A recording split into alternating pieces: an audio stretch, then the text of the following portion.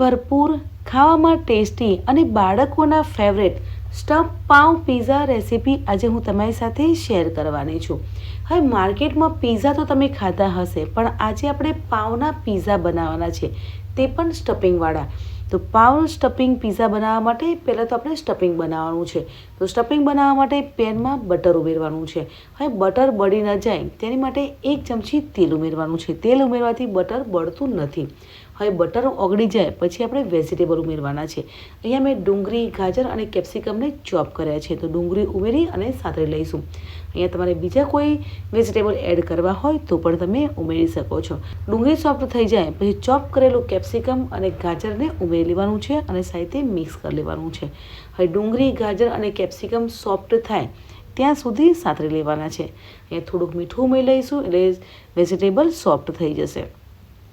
અહીં આપણે ઓવરકુક પણ નથી થવા દેવાનું, થોડાક સોફ્ટ થાય ત્યાં સુધી સાતળી લઈશું। અહીંયા તમે જોઈ શકો છો કે ડુંગળી અને ગાજર સોફ્ટ થઈ ગયા છે। ચોપ કરેલું ટામેટું ઉમેરવાનું છે અને સાથે મિક્સ કરી લેવાનું છે। અહીંયા મેં ટામેટાને ચોપ કર્યા છે, પણ તમારે પ્યુરી ઉમેરવી હોય તો પણ ઉમેરી શકો છો। વેજીટેબલ સોફ્ટ થઈ ગયા છે અને વધારે કૂક નથી થવા દેવાનું, થોડાક સોફ્ટ થઈ જાય ત્યાં સુધી જ આપણે ચડવા દેવાનું છે। તો અહીંયા ડુંગળી અને ગાજર સોફ્ટ થઈ ગયા છે, તો અહીંયા આપણે મેયોનીઝ ઉમેરવાનું છે। અહીં આપણે 2 ચમચી મેયોનીઝ ઉમેરવાનું છે, સાથે સોયા સોસ ઉમેરવાનું છે અને ટોમેટો કેચઅપ ઉમેરવાનું છે। તમારે રેડ ચીલી સોસ એડ કરવો હોય તો પણ કરી શકો છો। હવે બધા સોસ ઉમેરી અને સાથે મિક્સ કરી લેવાનું છે। ફ્રેન્ડ્સ, આજે આપણે સ્ટફ પાઉં પીઝા બનાવીએ છીએ, તેની માટે સ્ટફિંગ બનાવીએ છીએ, પણ અહીંયા મેં વેજીટેબલને બારીક ચોપ કરી અને પછી લીધા છે।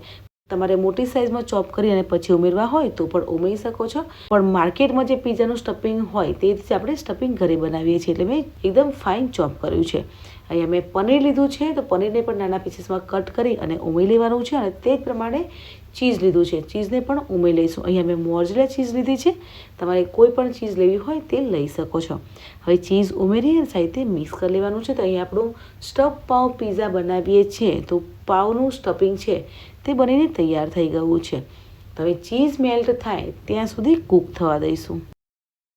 હવે 1 ચમચી ઓરેગાનો ઉમેરવાનો છે, 1 ચમચી ચીલી ફ્લેક્સ ઉમેરવાના છે અને પીઝા સિઝનિંગ ઉમેરવાનું છે। હવે તમારે જેટલું સ્પાઇસી જોઈતું હોય તે પ્રમાણે ચીલી ફ્લેક્સ ઉમેરવાના છે। હવે મસાલા ઉમેરી અને સાથે મિક્સ કરી લેવાનું છે। માર્કેટમાં પીઝા હબ્સ મળતા હોય છે, તે પણ તમે ઉમેરી શકો છો, તેનાથી પણ ટેસ્ટ બહુ સરસ આવે છે। તો એ આપણું સ્ટફિંગ છે તે બનીને તૈયાર થઈ ગયું છે। તો ગેસને બંધ કરી અને પાઉંનું જે સ્ટફિંગ બનાવવું છે તેને ઠંડુ થવા દઈશું।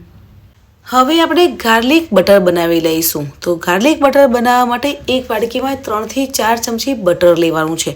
બટરને થોડું મેલ્ટ કરી લેવાનું છે। બટર મેલ્ટ થઈ જાય એટલે 3 ચમચી ગાર્લિક લસણ ઉમેરવાનું છે। લસણને બારીક ચોપ કરી અને પછી ઉમેરવાનું છે। હવે 1 ચમચી ચીલી ફ્લેક્સ ઉમેરવાનું છે અને સાથે મિક્સ કરી લેવાનું છે। તો એ આપણું બટર ગાર્લિક છે તે બનીને તૈયાર થઈ ગયું છે। તમારે લીલા ધાણા ચોપ કરીને ઉમેરવા હોય તો પણ ઉમેરી શકો છો। તો અહીંયા ગાર્લિક બટર બનીને તૈયાર થઈ ગયું છે। હવે પાઉંમાંથી પીઝા બનાવીએ છીએ, તો અહીંયા મેં મોટી સાઇઝના પાઉં લીધા છે। પાઉં લીધા છે તેમાંથી વચ્ચેથી કટ લગાવવાનું છે, એટલે ઊભી કટ કરવાનું છે અને પછી આડું કટ કરી લેવાનું છે। એટલે વચ્ચેનું પોષણ છે તે લઈ લેવાનું છે। વચ્ચેથી એક્સ્ટ્રા પાઉં છે તે પણ લઈ લઈશું। આજે આપણે સ્ટફ પાઉં પીઝા બનાવીએ છીએ, એટલે આ રીતે કટ કરવાનું છે। ફ્રેન્ડ્સ, આજે આપણે 2 રીતે પીઝા બનાવવાના છે, તે પણ પાઉંમાંથી પીઝા બનાવીશું। તો આપણે 4 પાઉં લીધા છે, તેમાંથી મેં વચ્ચેથી પાઉંનું જે પોષણ હોય તે લઈ લીધું છે। ગાર્લિકવાળું બટર બનાવવું છે તે સ્પ્રેડ કરી લેવાનું છે, તે પહેલાં આપણે વચ્ચે ઉમેરવાનું છે। ફ્રેન્ડ્સ, બટર ગાર્લિક લગાવવાથી પીઝા બનાવે છે તો તેનો ટેસ્ટ બહુ સરસ આવે છે। તો આ રીતે આપણે બટર છે તે લગાવી લેવાનું છે। 4 પાઉં આપણે કટિંગ કર્યા છે, તેમાં વચ્ચે સ્ટફિંગ મૂકી દઈશું। સ્ટફિંગ છે તે થોડું વધારે ઉમેરવાનું છે, એટલે આ રીતે થોડું દબાવી અને ઉમેરી લેવાનું છે। બાળકોને સાંજે ભૂખ લાગે ત્યારે આ રીતે એકદમ ઇઝી અને ટેસ્ટી નાસ્તો આપી અને સર્વ કરી શકો છો। બહુ જ સરસ લાગે છે। માર્કેટમાં જે પીઝા મળતા હોય છે તેના કરતાં પણ ટેસ્ટી પીઝા બનીને તૈયાર થાય છે। તો અહીં આપણા સ્ટફ પાઉં બનીને તૈયાર થઈ ગયા છે। તો બેકિંગ ટ્રે લેવાની છે, ટ્રેને પણ આપણે બટરથી ગ્રીસ કરી લેવાની છે। હવે પાઉંને ટ્રેમાં મૂકી દેવાના છે અને ઉપરથી પણ આપણે થોડું બટર લગાવવાનું છે। અહીંયા મેં ચીઝ લીધી છે, ચીઝને સ્પ્રેડ કરી લઈશું। બાળકોને ચીઝ વધારે ભાવતું હોય છે એટલે ચીઝ વધારે લગાવીશું। તો અહીંયા ચીઝને સાથે સ્પ્રેડ કરી લેવાની છે। ઓરેગાનો ઉમેરવાનું છે અને 2 મિનિટ માટે બેક કરી લઈશું। તો ફ્રેન્ડ્સ, તમે જોઈ શકો છો કે આપણા સ્ટફ પાઉં પીઝા બેક થઈ ગયા છે। હું તમને નજીકથી પણ બતાવીશ. ચીઝથી ભરપૂર અને ખાવામાં ટેસ્ટી એવા આપણા સ્ટફ પાઉં પીઝા બનીને તૈયાર થઈ ગયા છે. તો ઉપરથી ટોમેટો કેચઅપથી ગાર્નિશિંગ કરી લઈશું. બાળકોને સાંજે ભૂખ લાગી હોય ત્યારે આવા ચીઝી પીઝા બનાવી અને સર્વ કરી શકો છો. બહુ જ સરસ લાગે છે. હું તમને કટ કરીને પણ બતાવીશ. તો ફ્રેન્ડ્સ, તમે જોઈ શકો છો કે ચીઝથી ભરપૂર અને ખાવામાં ટેસ્ટી પીઝા બનીને તૈયાર થઈ ગયા છે. આપણે વચ્ચેથી પણ કટ કરીશું કે વચ્ચે આપણે જે સ્ટફિંગ એડ કર્યું છે તે પણ વધારે ઉમેર્યું છે, એટલે એકદમ ટેસ્ટી સ્ટફ પાઉં પીઝા બનીને તૈયાર થઈ ગયા છે. તમે ગરમા ગરમ બાળકોને આ રીતે નાસ્તો બનાવી અને સર્વ કરી શકો છો. બાળકોને લંચ બોક્સમાં પણ આ રીતે સ્ટફ પાઉં બનાવી અને આપી શકો છો. ફ્રેન્ડ્સ, હવે આપણે બીજી રીતે સ્ટફ પાઉં પીઝા બનાવીશું. તો પેનમાં બટર લગાવવાનું છે અને બટર મેલ્ટ થઈ જાય એટલે પાઉંને શેકી લેવાના છે. તો અહીંયા આ રીતે આપણે પાઉં છે તે શેકી દીધા છે. હવે બેકિંગ ટ્રેમાં આપણે પાઉંને મૂકી દેવાના છે. હવે ગાર્લિક બટરને ઉપરથી સ્પ્રેડ કરી લેવાનું છે. હવે આપણે સ્ટફિંગ છે તેને પાઉંની ઉપર ઉમેરી લેવાનું છે. હવે સ્ટફિંગ થોડું વધારે ઉમેરવાનું છે.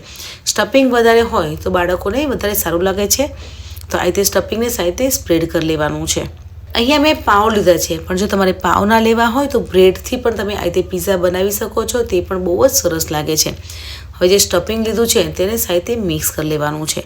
હવે ઉપરથી કેપ્સિકમ ઉમેરી લેવાના છે. ડુંગળી મોટી સાઇઝમાં કટ કરી છે તે પણ ઉમેરી લેવાના છે. પનીરને પણ નાના પીસીસમાં કટ કરી અને ઉમેરી લેવાનું છે. અહીંયા મેં ચીઝ લીધું છે, ચીઝને પણ સ્પ્રેડ કરી લઈશું. હવે તમારા બાળકોને વધારે ચીઝી ભાવતું હોય તો ઉપરથી ચીઝની સ્લાઇડ્સ મળતી હોય છે તે પણ તમે લઈ શકો છો. અહીંયા મેં મોઝરેલા ચીઝ લીધી છે. તમારે કોઈ પણ ચીઝ લેવી હોય તે લઈ શકો છો. ઉપરથી ઓરેગાનો ઉમેરવાનો છે અને ચીલી ફ્લેક્સ ઉમેરી લઈશું. તો અહીંયા આપણા પાઉંના પીઝા બનીને તૈયાર થઈ ગયા છે. તો તેને બેક કરવા મૂકી દેવાના છે. અહીંયા 1 મિનિટ માટે બેક કરી લઈશું. માર્કેટ કરતાં પણ ટેસ્ટી પાઉંમાંથી પીઝા બનીને તૈયાર થઈ જશે.